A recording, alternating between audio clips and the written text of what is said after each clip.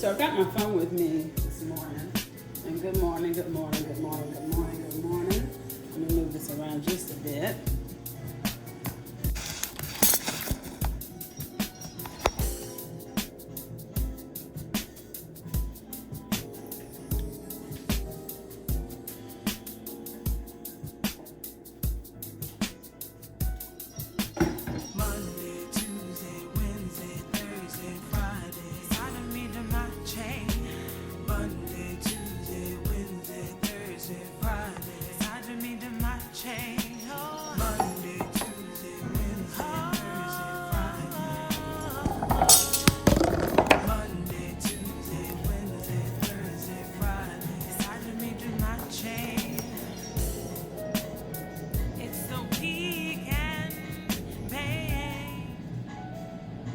So I decided to give you a different angle today, okay?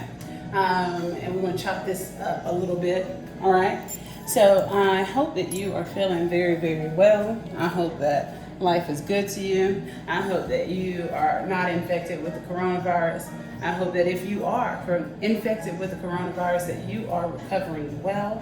And I hope that you are going to remain aware of the potential complications long term for the coronavirus. And I hope that your family is well. I hope that you have decided to eat healthier and, treat yourself with your diet like you love yourself, okay? All right, so we are going to be making just a very straightforward smoothie today. I will not be adding too many of the nutrients and vitamins that I normally do. I'm going to keep this one basic, but it does not mean that it will be any less powerful nutrition-wise. And I'm doing this video intentionally because I want us to conceptualize simple. Applications of simple and appreciate simplicity, because I'm going to speak about a very unorthodox subject: death and earth. All right, so here we go.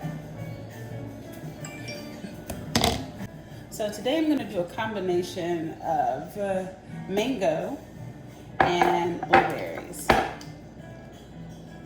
And actually it's going to be mango and, it's going to be pineapples and blueberries, okay? And you're going to need honey as well.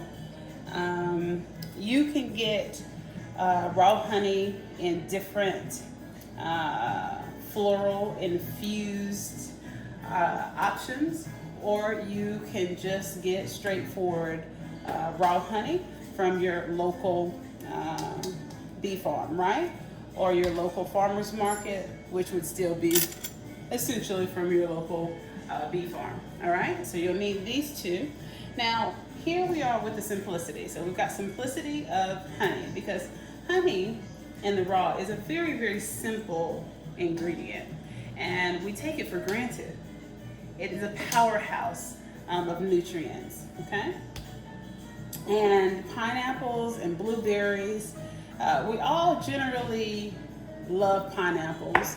It's pretty commonplace, and so are blueberries. So that again is the simplicity of this this smoothie. Now for the base of this smoothie, we're going to get even more simple. So you know how you're trying your nut milks and your oat milks, your alternatives to dairy, which is key to our household. And maybe you put in maybe some filtered water or hydrogenated water. That's wonderful. But sometimes we forget the other things that we can use. Now, you've seen me suggest putting lemon juice in your smoothies. So why not lemonade? Why not lemonade? We generally all have lemonade or sweet tea in our refrigerators. Let's just be honest, okay? And if you're making the sweet tea, because most people that I know, they don't buy their sweet tea. They make their sweet tea. It's very, very simple to make. And if you're not making it, you should be making it. Because it's healthier for you to make your sweet tea at home. You can control the sugar, what form of sugar. And of course, I fully recommend the pure cane, right? You've heard me say this a million times over. It's unbleached, right? And it's unprocessed raw cane sugar, all right? And the same with your lemonade. You can make delicious lemonades at home that rival, if not completely obliterate any grocer competition or any mainstream producer competition, right? So we're going to use lemonade that I made at home. So it has all of the powerhouse nutrients that we want from the lemon, and we get an additional component of the raw cane sugar. Now, most of us, we look at raw cane sugar and we say, well, that's just sugar. We look at any sugar as being inviolable or not good for our diet. Well, that's not true. We couldn't be farther from the truth. All right, so, and oftentimes you don't include apples. Apples with the skin. So what we're gonna have to do here is get some lemonade, because I have mine in a container here.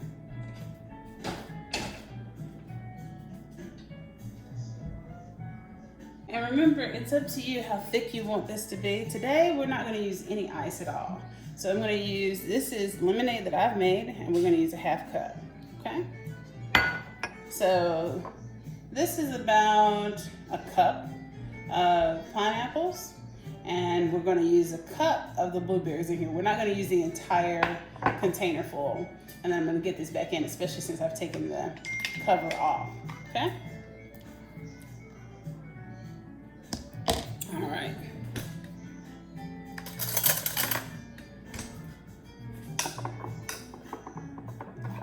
So when you're thinking about, and you all know you all know my policy on washing your damn hands. I've done that, okay? All right, but I will do it again on camera because it makes the world of difference. You need to wash your hands, wash your damn hands.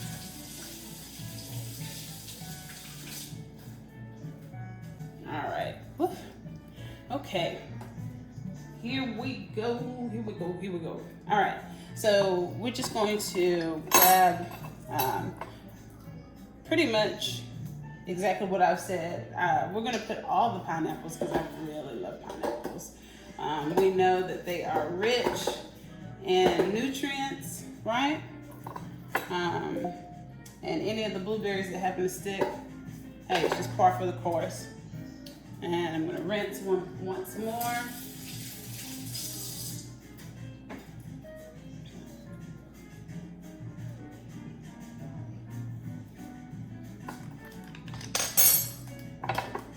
All right, I'm going to put this back.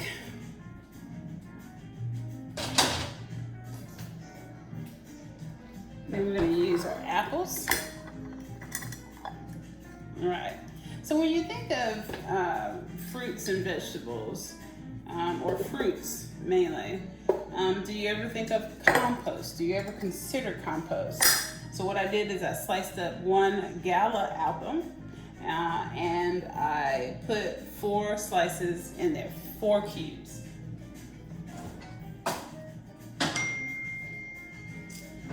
All right. Well, fruit compost is especially good for plants. Why? Because those are the very nutrients that they're looking for. Not only do they need the nitrogen. I was thinking too fast.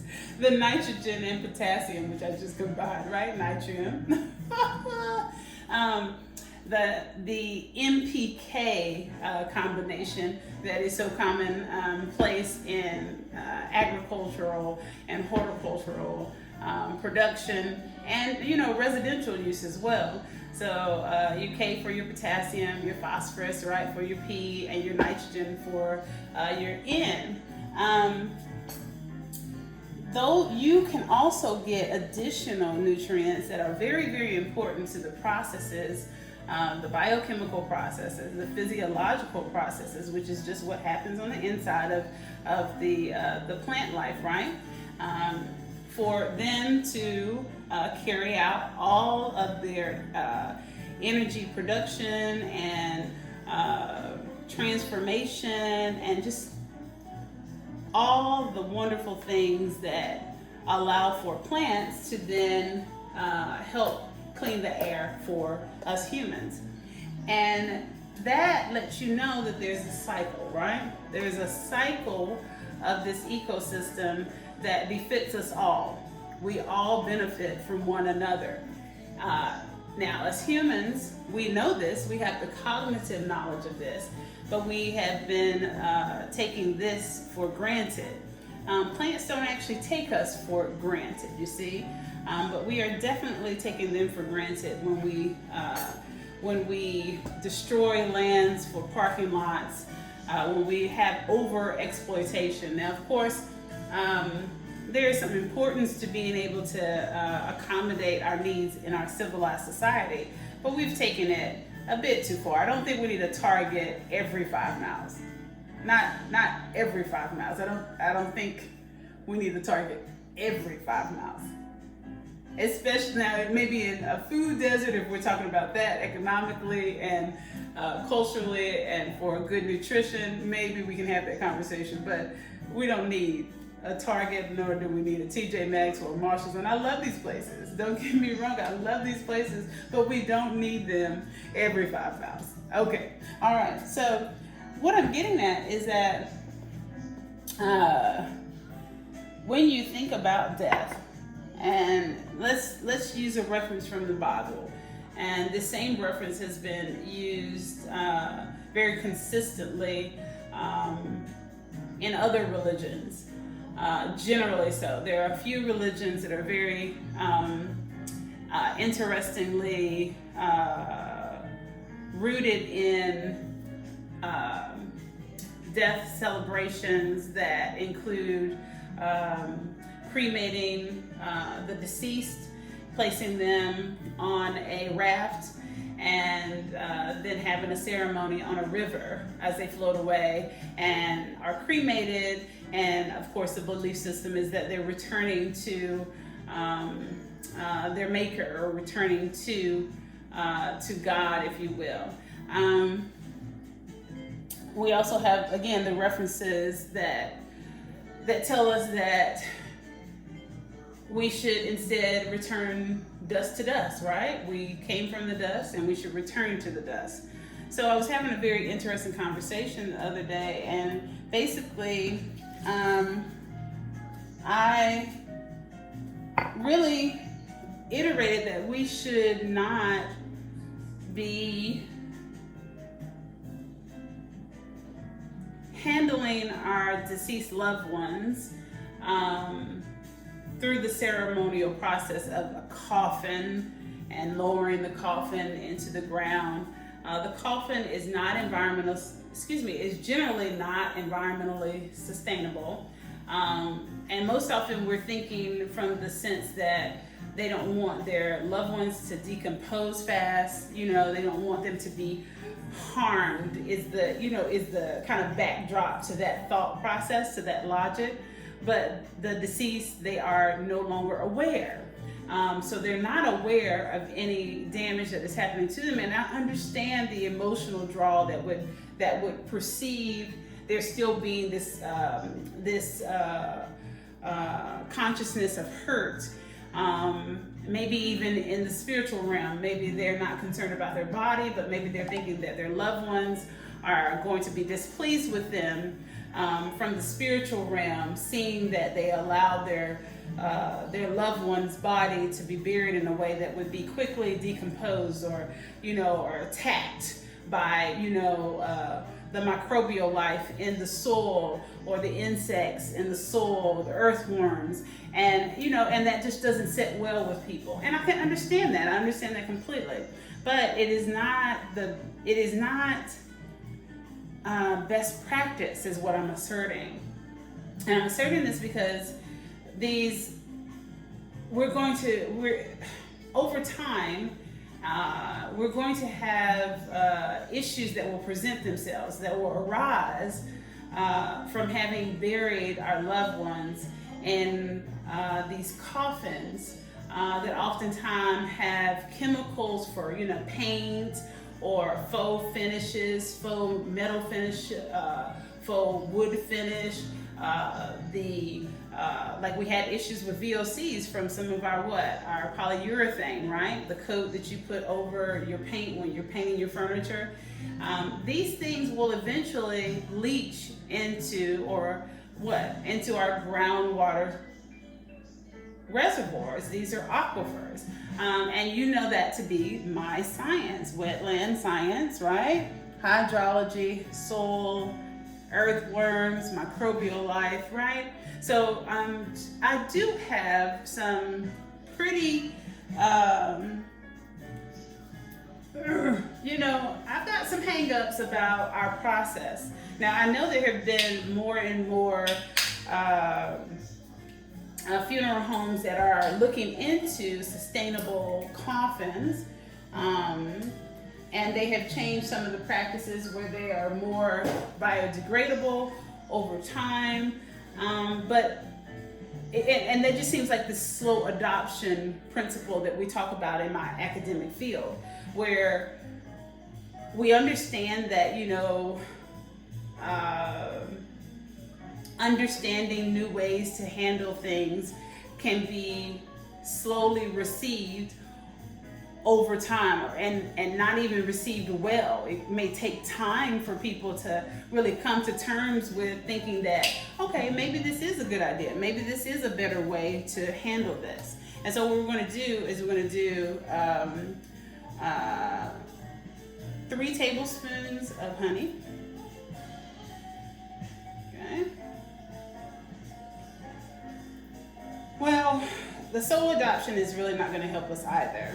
And I'm very assertive about that as well, or assertive. We have to start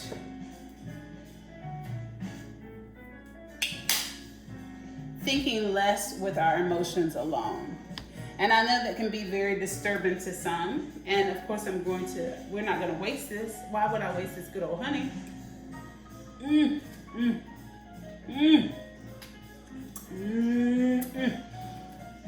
And just by the way, this is a great practice as well, to just have 2 tablespoons of honey during the day at any time, maybe after you've done your water therapy in the mornings.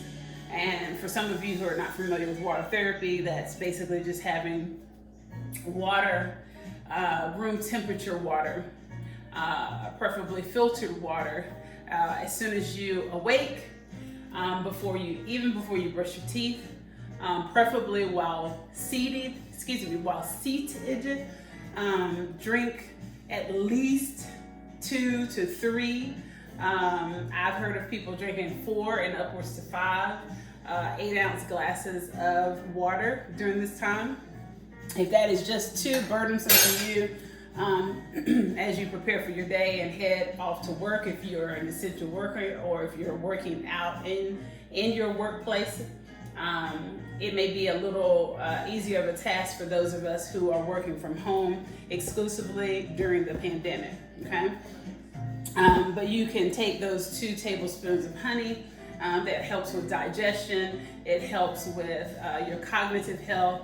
It helps with your immune system. It gives your body a wonderful immune boost.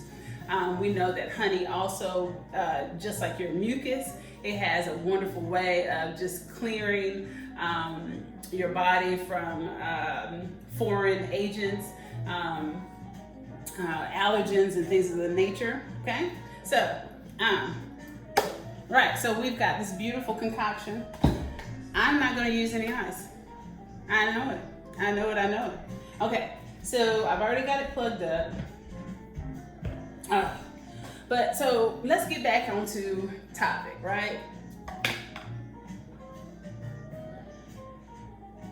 What really, if we're not just thinking with our emotions, what damage do we really do by not using the coffins? What damage do we really do by not using the coffins? Again, if we do not think emotionally, what damage have we done to our deceased loved ones who are no longer consciously aware? And even if spiritually aware, don't you think they would also want to be completely returned to the earth? Now, I don't believe in cremating. I don't really believe in cremation because it has a different outcome, both chemically, scientifically, and I agree with some others that, you know, it spiritually as well. It doesn't promote the cycle of life and the appreciation for the ecosystem, the return from dust to back to dust. You get it, right?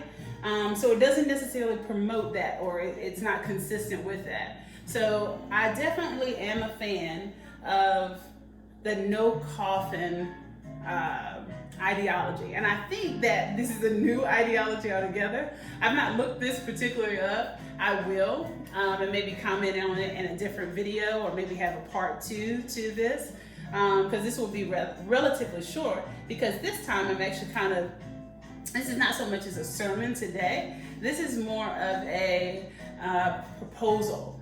I am just proposing an idea, and I want to get your input. I really do. It is very important that we stop traditionalism just for the sake of emotional security or psychological security, because that's not really security. That's a facade of security if it's completely guided by your emotions and failed logic, or disconnected logic. Because I don't want you all to think that I'm suggesting somehow that you're not smarter, you're not cognitively viable if you think that coffins should be used. But again, what damage is done if we don't use coffins? We can very easily still have the ceremony, which I believe is very, very necessary for the grieving process. We can have the ceremony. The grave, of course, can still be dug. The 6 feet is still, I think, is still very important.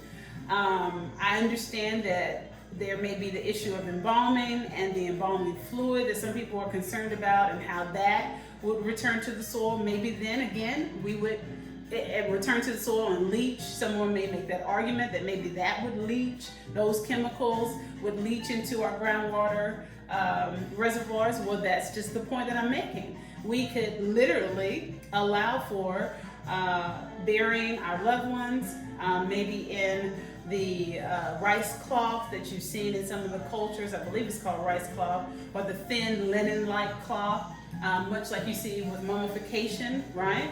And then lay them respectfully in the grave, and then, you know, conduct the full ceremony, and then bury them. Maybe there can even be a ceremonial, instead of taking of flowers that we normally have at most funerals, we can add flowers and trinkets and just things that we value and want to send ceremonially with our loved ones. It can be done that way. They can, you know, have those things placed in the grave, and then of course the grave can be closed, and I don't believe that anything's lost in that situation. So I want to hear from you, okay? But the thing that we benefit from that option as opposed to the other funeral options that we have, because burning, we know, burning, it releases methane, it releases carbon dioxide, it releases just toxins into the air, and of course the atmosphere has gotten really good at managing those things, but in high quantities, in high concentrations like that of our what? When we say the poops of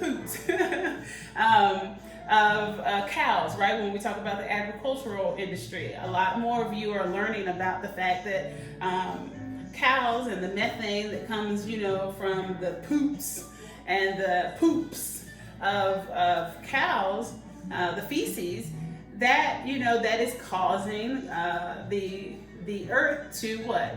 Warm. The overall temperature of the earth is rising, and I believe we're at 2 degrees at this point, which is very significant for a planet, the holistic ecosystem of the planet. It seems very insignificant, here in our individual microcosms, like here in Charlotte, 1 degree difference, 77 to 78 is really not all that important, but for the entire ecosystem of the planet, it is very important, very detrimental, in fact, can be, catastrophic, in fact. So when you bury, or what I'm suggesting is burying our loved ones this way, they would return to the dust. And it wouldn't be, in the mindset of those who are concerned about, kind of like the integrity of their loved one's body during this process. Again, I just feel like that may just be too tightly wound to one's emotions, and that person actually, is not aware, completely unaware, in fact. To the best of our knowledge, that's the information that we've had, and I mean, we're talking about thousands of years. There's been no other substantial evidence to show otherwise, and then we would return to the earth. And this is a very African principle. This is native indigenous African concepts that I'm using to kind of come to this conclusion of a more sustainable method of burying our loved ones, right? It's used in Native American culture. It's used in Aborigine culture. These pieces of exactly what I'm sharing with you, and it's a very viable option. This way we have less waste, quote unquote, and I know we don't like to think of our loved ones as waste, and I'm not necessarily talking about them as the waste, as much as I am talking about the actual coffin as the waste. We've got millions of coffins that have been just buried in the ground. Now, I don't know how feasible and how viable and how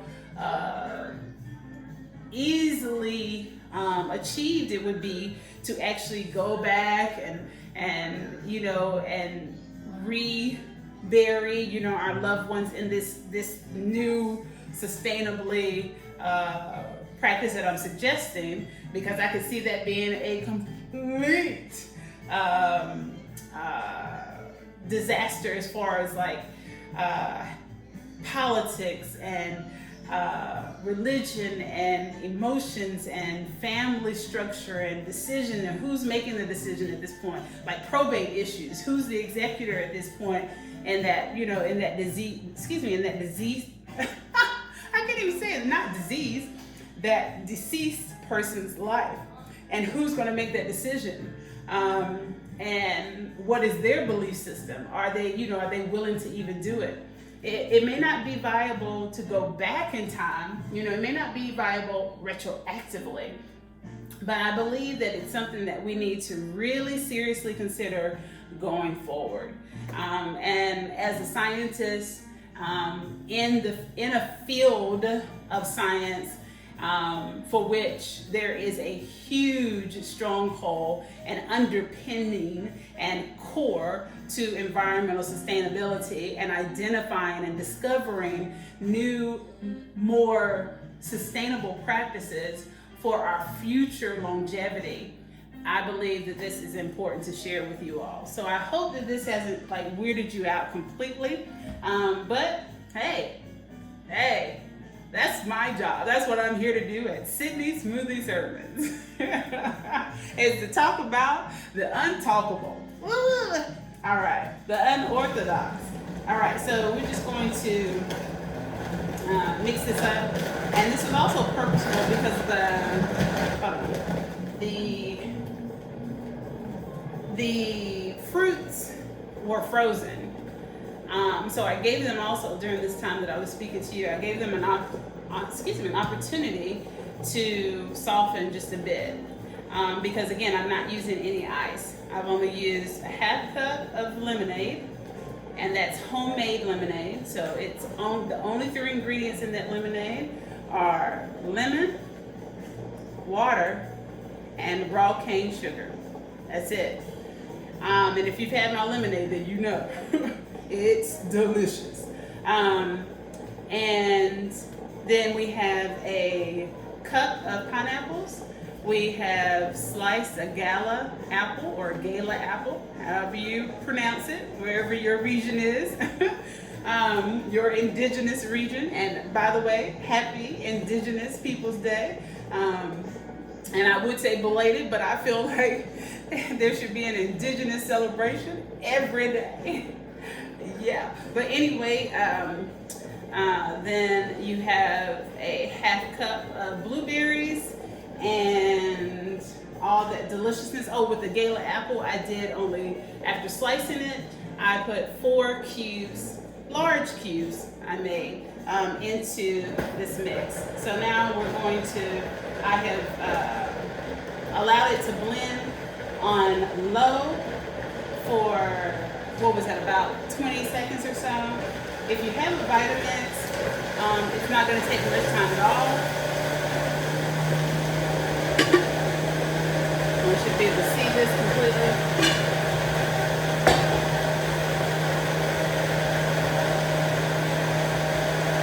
I'm going to give it a little more love. And there you have it, people. There you have it, dumb people. You hear my son in there? He's on, he's not even on break. He's just interrupting the sermon while he's in virtual school. Everybody say, Asa, focus. Wow, so you're on doing the seance? Yeah, let me get in the seance. Come on and say hello and then go back. You see what I'm having to deal with? I know you have to deal with She this let too. us out. Oh, you're already done? All right, so, and you know my philosophy on loving yourself and quality of life. So I believe that we should really have quality of life. There are 2 different concepts of the word bougie. The core definition, which is of course bourgeois or bourgeois, however again you pronounce it, wherever your region. And I like the finer things in life, and I am considered middle class. Some consider me upper middle class, and so that's pretty much the definition of bourgeois, right? Or bourgeois. And it's just the middle class who really like the finer things in life. That does not mean that I don't have my priorities in place, because these came from the dollar store. Yeah. Oh, that's beautiful. Shout out to Dollar Tree. Come on, give me an endorsement. I'm trying to get this endorsement with Dollar Tree. I'm trying to do it. We have the same philosophy. I wish they would actually become publicly traded so I could buy some stock. Hey, friends. Hey, friends. All right. And that'll be a conversation for another time. So nonetheless, let's have some of our wonderful smoothie today. It's nice and thick and delicious. And I didn't go over the benefits because we generally all know these are very, very, very common fruits and vegetables. And so the nutrients we know, we generally all know the benefits of blueberries. We all generally know the benefits of pineapples. And we all generally know the benefits of apples and raw honey. I just wanted you to understand especially the simplicity of just being able to use what you have in your refrigerator, not trying to feel like you have to get all of these exotic ingredients that some of us, nutrition advocates may promote.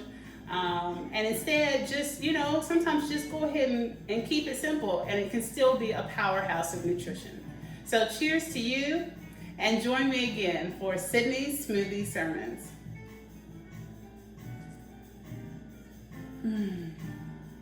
Oh my God, that's good.